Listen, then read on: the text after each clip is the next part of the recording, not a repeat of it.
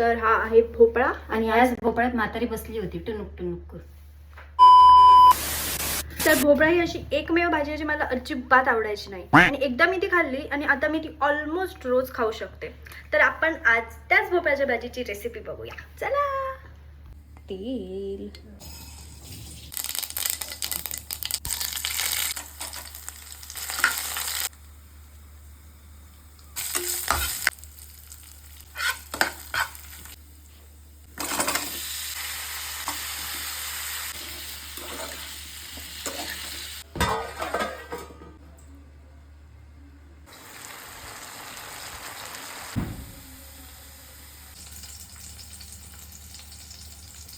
भाजी तयार आहे आणि आपण गरम गरम नाचणीची भाकरी पण केली आहे म्हणजे मम्मीने. तर आता मी सांगते तुम्हाला कशी झाली.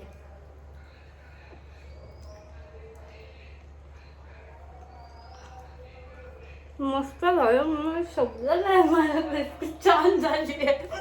भोपळ्याची भाजी सांग ना. छान.